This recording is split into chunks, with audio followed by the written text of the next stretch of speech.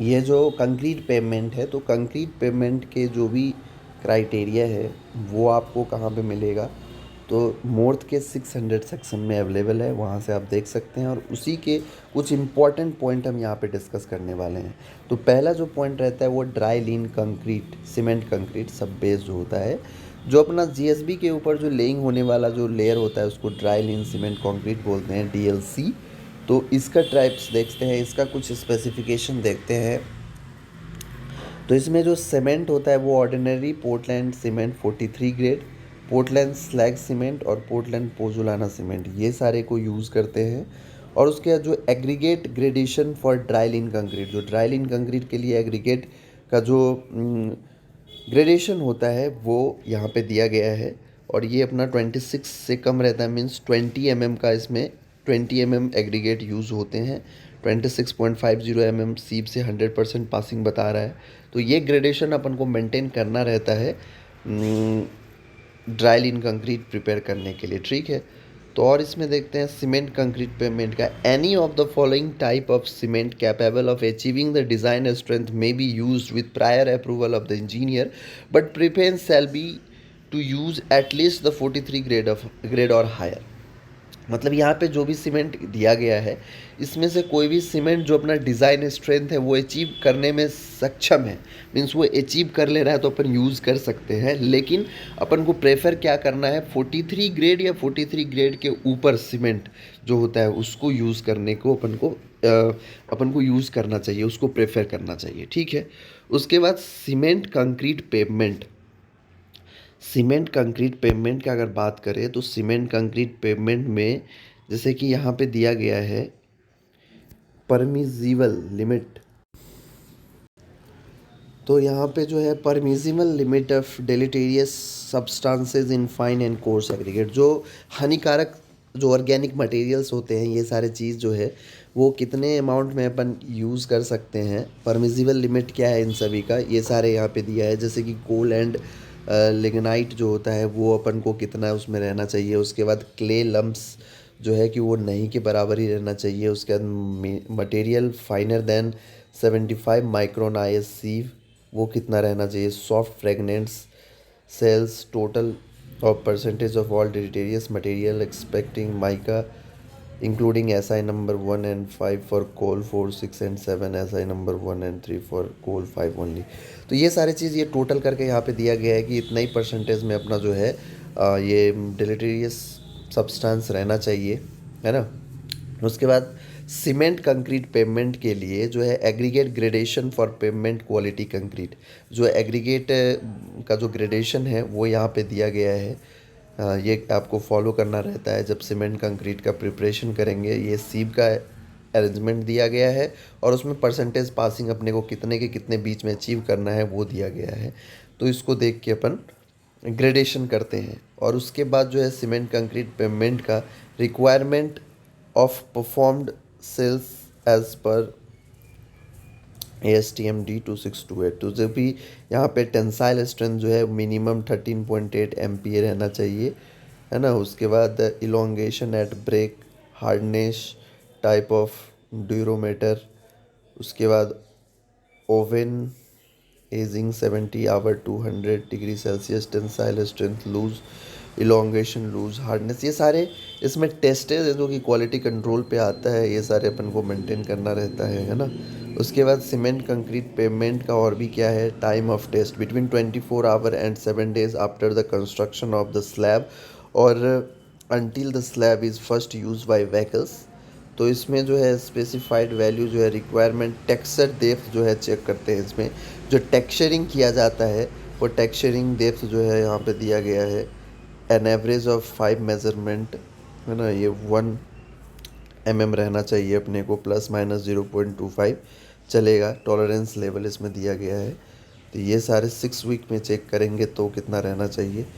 तो ये सारे टेक्सचरिंग के ऊपर है। उसके बाद सीमेंट कंक्रीट पेवमेंट का pavement adjustment for deficiency in thickness up to percentage of contract unit price payable, deficiency in the average thickness of day's work up to 5 mm। और उसके बाद अप टू 5 mm जो है वहाँ पे अपने को 100% परसेंटेज ऑफ कंट्रैक्ट है ना। इसमें बोला जा रहा है कि deficiency in the average thickness of days work है ना। डिफिशियंसी जो है उसमें जो भी थिकनेस में कितना कमी आ रहा है वो यहाँ पे देखा जाता है, इसका लिमिट इसमें प्रोवाइडेड है। उसके बाद कंट्रैक्शन जॉइंट स्पेसिंग जो है यहाँ पे दिया गया है। अगर स्लैब का थिकनेस है 10 सेंटीमीटर है तो मैक्सिमम कंट्रैक्शन जॉइंट स्पेसिंग जो होना चाहिए वो 4.5 मीटर होना चाहिए, ठीक है। अगर 15 है तो भी 4.5, 300 है तो 5 मीटर, 350 है तो 5 मीटर।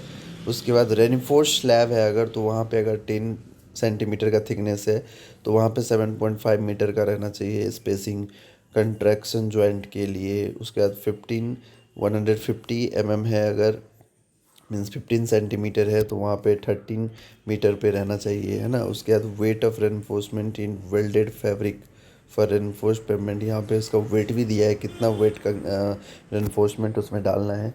तो ये सारे यहाँ पे डिटेल आपको मिल जाएगा। उसके डॉवेल बार का डिटेल देख लेते हैं क्या है। अगर स्लैब थिकनेस 200 है तो डायमीटर अपना 25 लेते हैं और लेंथ 360 लेते हैं और स्पेसिंग 300 के स्पेसिंग मेंटेन करते हुए डॉयल बार को यूज़ करते हैं। अगर 230 है तो डायमीटर 30 यूज़ होगा, लेंथ 400 का लेंथ रहेगा और जो स्पेसिंग है वो 300 के स्पेसिंग पे इसको डालते जाते हैं। अगर 250 स्लैब का थिकनेस है तो 32 डायर रॉड उसमें डॉयल वार यूज़ करते हैं और उसका लेंथ 450 रहता है और उसका स्पेसिंग जो है 300 मेंटेन करते हैं।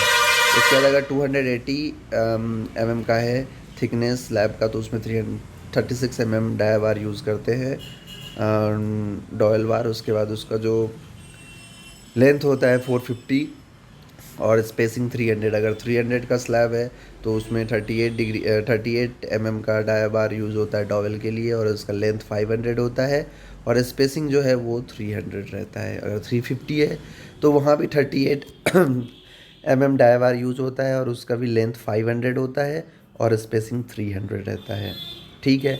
टाई और एंकॉर बार, जो टाई बार यूज़ होता है उसका भी यहाँ पे दिया गया है। अगर स्लैब 150 का है तो वहाँ पे डायमीटर 8 या 10 यूज़ कर सकते हैं और अगर 8 यूज़ करेंगे तो उसका स्पेसिंग कितना होता है।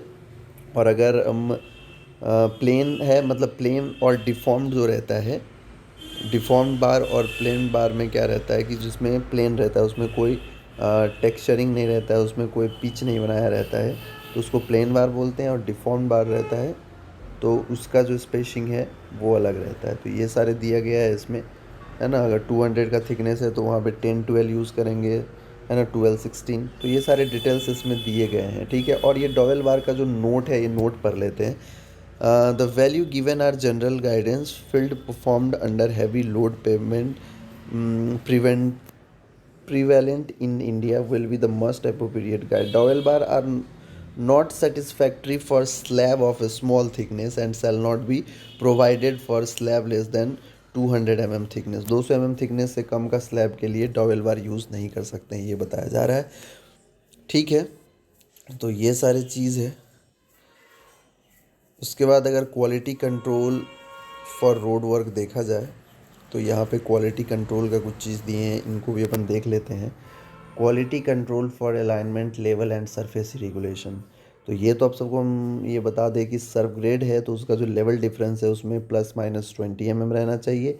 और सब बेस जो होता है ग्रैनुलर सब बेस जीएसबी अगर फ्लेक्सिबल पेमेंट का है तो उसमें ±10 का टॉलरेंस रहता है और कंक्रीट पेमेंट का है तो उसमें ±6 का टॉलरेंस रहता है। उसके बाद base course for flexible payment, base course का अगर बात करें तो ब्यूटीमेन बेस बाइंडर कोर्स में ±6 का टॉलरेंस रहता है। और ग्रैनुलर का अगर बात करें मशीन लेड है तो ±10 और मैनुअली लेड है तो ±15 रहता है। और wearing course for flexible pavement machine laid में +6 और मैनुअली लेड में +10 और कंक्रीट सीमेंट जो पीक्यूसी रोड होता है तो उसमें +5 का लेवल टॉलरेंस रहता है।